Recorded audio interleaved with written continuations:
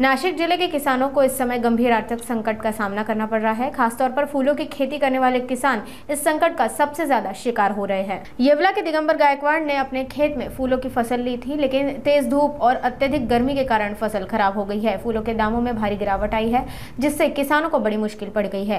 पहले जो फूल 100 से 150 रुपए प्रति किलो बिकते थे, अब वही 10 से 20 रुपए प्रति किलो में बिक रहे हैं। किसान अब अपने खर्च का वसूलना भी मुश्किल पा रहे हैं और सरकार से मुआवजे की मांग कर रहे हैं। मी 2.5 महिन्यापूर्वी फ्लावरचं बी एक नर्सरीमध्ये आणलं होतं आणि शक्यतो ज्या शेतकरी हा जेव्हा नर्सरीमध्ये जातो तर त्याला तो फक्त नर्सरीवाला विचारतो की तुम्ही आम्हाला ह्या व्हरायटीचं रोप पाहिजे, ह्या व्हरायटीचं बी पाहिजे, परंतु आम्ही त्यांच्यावर विश्वास ठेवून आणतो। मी 2.5 महिन्यापूर्वी हा फ्लावर लावला, त्यानंतर लागवड, मशागत, फवारणी, खतं, औषधं सर्व प्रकारचे मी ब्रँडेड कंपनीची बायर आणि सिजेंटा कंपनीचे औषधं मारलेली आहेत।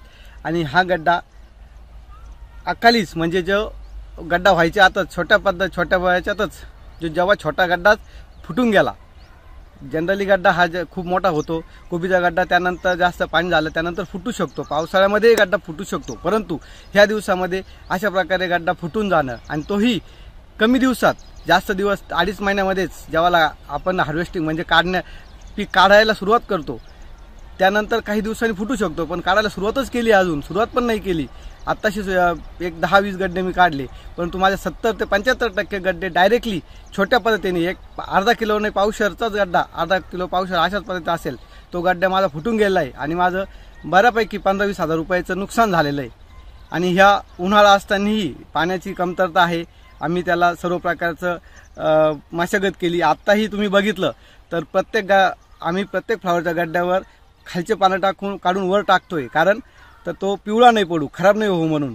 परंतु आज ते टाकाय सुद्धा परिस्थिती राहिली नाही की 70-75% गड्डे छोट्याच पद्धतीने फुटून गेलेले आहेत।